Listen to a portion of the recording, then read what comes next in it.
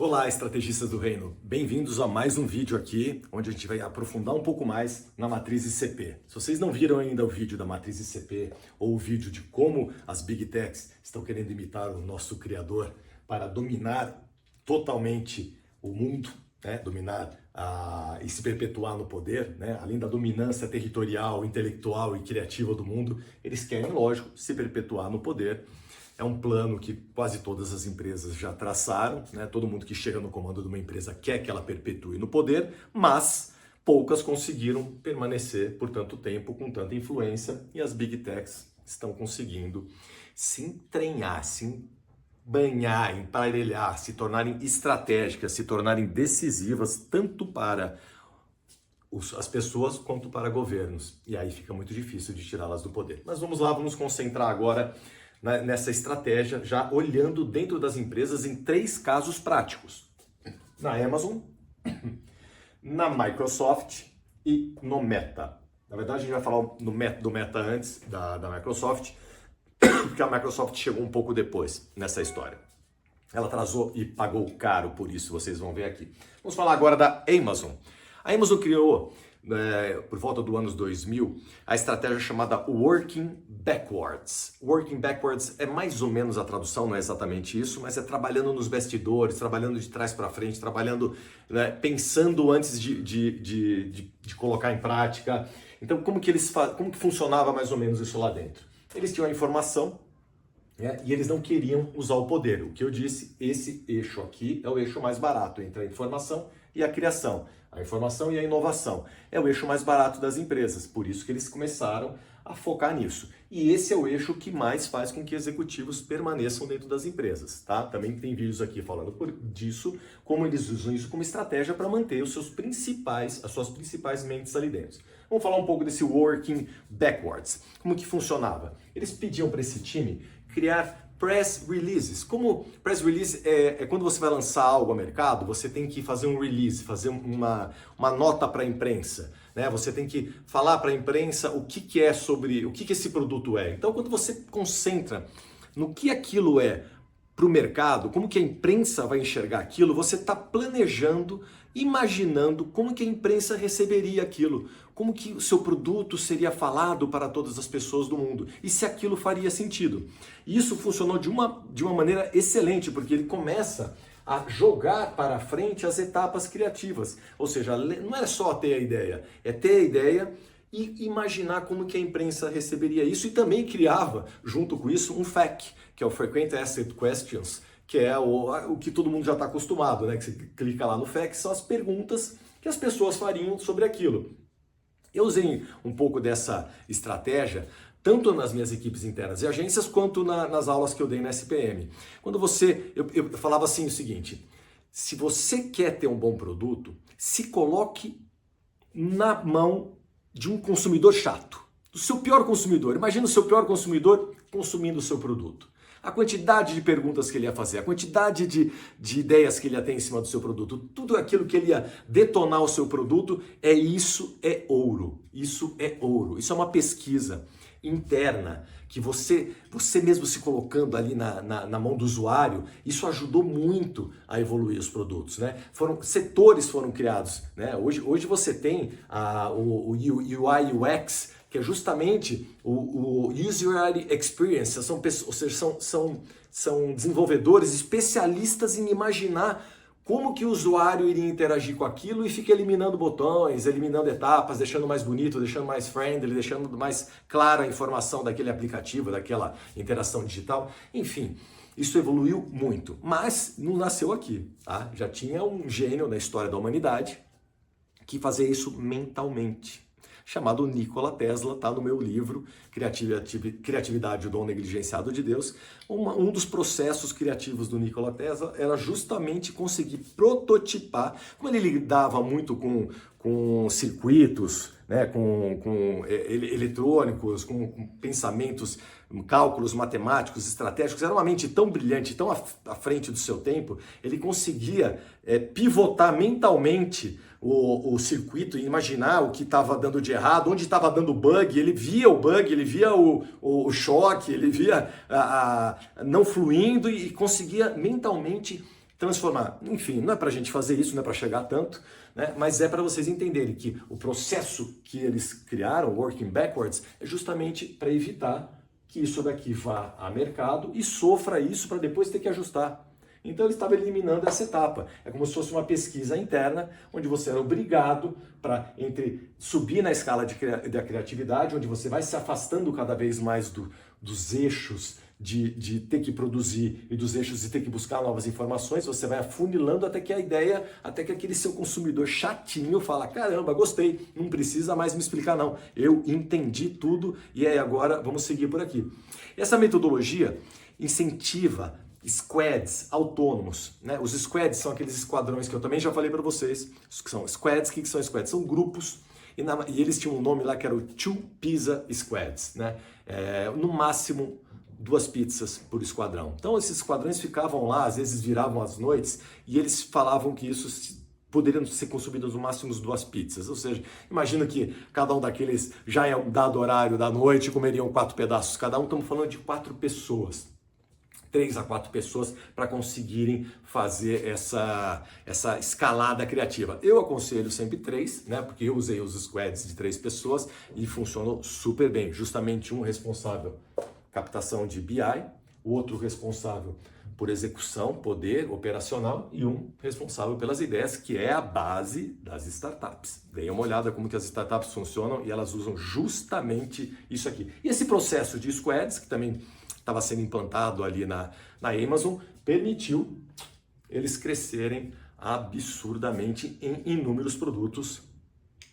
Com essa metodologia, a Amazon reduziu em 60% o tempo de ideação, prototipação e execução desses produtos. E ela acredita, desde o seu surgimento desse pensamento, dessa estratégia interna, o lançamento de 90% dos seus novos produtos. Sabe quem que está entre eles? Simplesmente a AWS, o Kindle, o Prime, que todo mundo gosta, e o Alexa. Não, quieta Alexa, não é com você.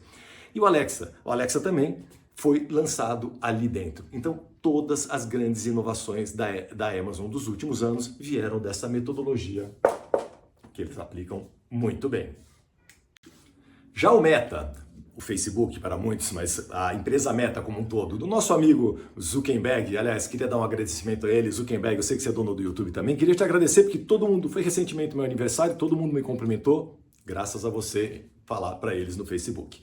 Voltando para cá, graças a um pensamento estratégico também dentro dessa matriz que o Meta teve entre 2007 e 2014, que se chamava Move Fast and Break Things. Move Fast é mova-se rápido and Break Things é quebre coisas. Na verdade, ele queria quebrar paradigmas, barreiras, aquelas coisas estatutárias. Ele queria quebrar barreiras internas, barreiras externas. Ele queria tirar as paredes, criar ambientes diferentes, onde as pessoas pudessem interagir mais, onde não tivesse hierarquia de escolha, para que isso justamente acelerasse esse processo, onde a informação transitasse de uma maneira melhor, mais rápida dentro da empresa, onde os protótipos pudessem ser criados e evoluídos e novos produtos gerados e ficassem ali dentro, também visando a perpetuação dos seus grandes executivos ali dentro.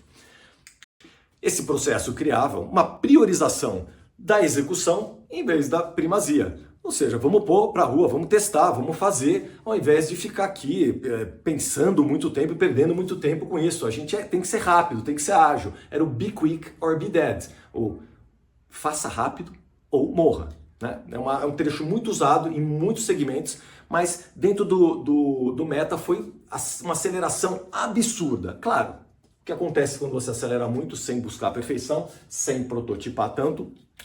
Choque. Você pode quebrar a cara, como foi o caso do metaverso, onde eles perderam rios de dinheiro.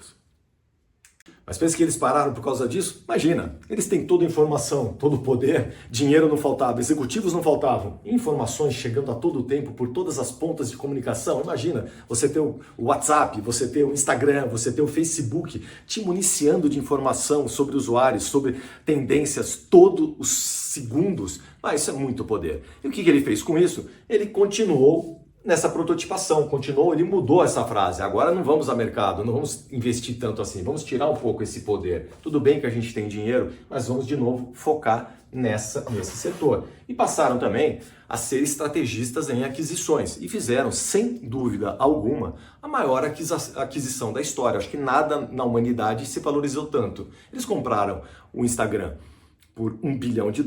Na época, muita gente achou um absurdo. E creio eu que dentro desse balanço novo do Meta, superando 2 trilhões, quase 3 trilhões de dólares de valuation, o Instagram, se não tem 1/3 ou metade, eu não duvido não, porque ele é uma máquina de crescimento, de geração de interação, de geração de anúncios, é uma máquina muito mais potente que o próprio Facebook, que foi a mãe de tudo isso. Então, enquanto o Google tinha lá o seu Design Sprint, que virou até tese de grandes universidades, o Meta desenvolveu os hackathons. Hackathons eram eventos internos, eram disputadíssimos eventos internos, que ainda ocorrem lá dentro do Meta, onde eles buscam em 24 a 48 horas de imersão profunda, sem dormir, sem escovar os dentes, sem fazer nada direito, mas fazendo muita coisa direito, que é trazer o novo, trazer ideias, trazer prototipagem, trazer inovações. E esses hackathons se espalharam por toda a empresa, gerando novos produtos lá dentro. Inclusive, evolução dentro dos produtos, né? O próprio Stories nasceu ali dentro e muitos outros produtos bilionários. Mas mais importante que isso é que eles começavam a dar valor ao que tomou, o que dominou as startups, as empresas de tecnologia nos últimos anos, que é justamente uma nova matriz dentro dessa matriz. Como se tivéssemos um triângulo aqui. Eles perceberam que para as ideias serem bem tratadas, elas precisariam de tempo.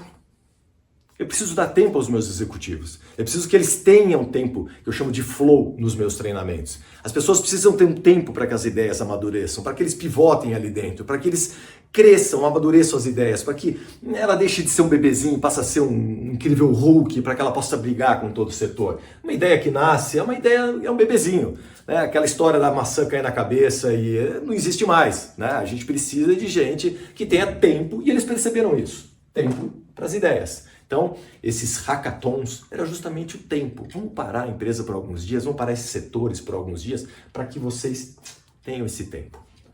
Espaço. Ambientes.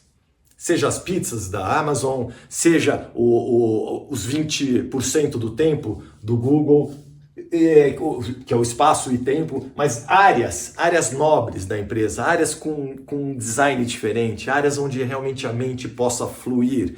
E também existe um design específico para isso, eu descrevo no livro.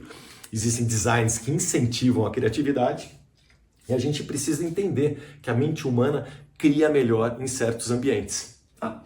E, principalmente, o último, que é o incentivo. Né? Eu tenho que ter um objetivo maior. Né? Eu estou criando pelo meu salário, é uma coisa. Eu estou criando algo onde eu me envolvo, é outra coisa. E aí eu tenho um terceiro fator que eu coloco junto simplesmente para vocês, na verdade, né? Os nossos estrategistas do reino, né? Que estão preparados para receber esse tipo de informação, que a gente chama de propósito. A gente vai ver ainda vídeos aqui, e também está no meu livro, que nada na história da humanidade incentiva mais a criatividade do que o propósito. Bom, mas isso é para um outro vídeo. O último meme, a Microsoft, que naquela época, se você pegar no início desse milênio, no início desse século, a Microsoft era a gigante a ser copiada, era a grande empresa do setor. As outras eram startups, né? Estavam nascendo, tinha alguma evolução, mas nada que pudesse ameaçar o gigantismo da Microsoft, que tinha então o homem mais rico do mundo no comando, né? E todas as estratégias. E era uma empresa que tinha muito do modelo antigo de gestão, onde a informação e poder estavam muito concentrados, onde o trânsito da informação com poder era quase que uma linha direta. Eu tenho isso, eu transformo, eu capto a informação, eu crio o produto para essa informação e pago muito bem quem fez essa transformação. Então seus grandes executivos eram sempre incentivados a ficar lá dentro. Se eu não me engano, a Microsoft ainda é a maior fábrica de milionários e multimilionários do mundo. Nenhuma outra empresa na história da humanidade gerou tantos milionários ou multimilionários quanto a Microsoft. Acredito que ainda seja, talvez a Amazon chegando lá, porque a Amazon tem um programa de contratação absurdo. Eles contratam somente os melhores. Bom, a Microsoft, por ter ficado um pouco atrás, mas visto que esse modelo estava sendo um novo modelo, ideias começaram a surgir, que começaram a ameaçar não só a ponta do comando da cadeia, né, que é a lista da Forbes, não só ameaçar o posto de homem mais rico do mundo, como começou a ameaçar a Microsoft em alguns setores. E ela começou a entender que ela precisaria voltar lá no Jack Welch, e ela voltou lá no grande executivo, que foi a base de formação de quase todas as grandes empresas americanas e a maior parte do mundo, né? Onde ele falava que quando a capacidade criativa, a capacidade de inovação de fora for maior do que a de dentro, a gente está fadado ao fim. O que a Microsoft fez? Tem que correr atrás. O que ela fez? Ela só gastou 7,5 bilhões de dólares comprando o GitHub. Comprando o GitHub, ela solucionou, naquele momento, uma lacuna do seu mercado. Ela começou a ter acesso a o que ela não tinha antes. Informações mais ágeis, uma plataforma aberta, open source, onde conseguiu em muito pouco tempo, ter 150 milhões de mentes ali dentro conectadas. Olha o tamanho desse BI. Olha o tamanho desse BI de você estar captando de geniozinhos as suas ideias. E ali ela virou uma plataforma que começou a incentivar startups. Ela é um open source aberto, onde você poderia beber tanto de programação quanto de capital para que a sua ideia fluísse. Ela tem, se eu não me engano, mais de 420 milhões de projetos listados ali dentro. E o GitHub é tão democrático que ele permite desde estudantes no início da sua jornada até pessoas listadas na Fortune, nas 100 mais ricos do mundo, usam, tem seus perfis ali dentro, criando, conectando, captando, produzindo, prototipando novas e novas ideias. Tudo sobre os olhos bem filtrados e bem captados na Microsoft. Ali eles obtêm um BI inimaginável. Né? A gente não está falando mais de um BI, de um produto próprio sendo conectado, trazendo informações do que eu vendo, trazendo informações para a minha equipe. Não, é uma rede neural espalhada por todos os cantos do planeta.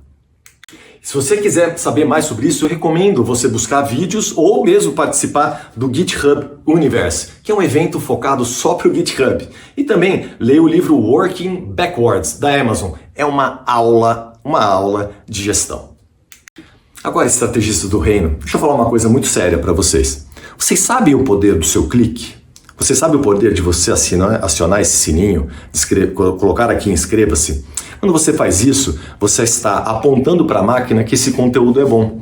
E ao fazer isso, você está direcionando conteúdos bons para outras pessoas. Se a gente não usar esse poder, aqueles vídeos ruins, aquelas coisas com desinformação, coisas sem essência, que levam um vazio para as pessoas, acabam chegando. E elas acabam clicando e assistindo. Então, como um estrategista, alguém que luta pelo reino, clique, incentive as coisas boas. Mande isso para quem precisa saber.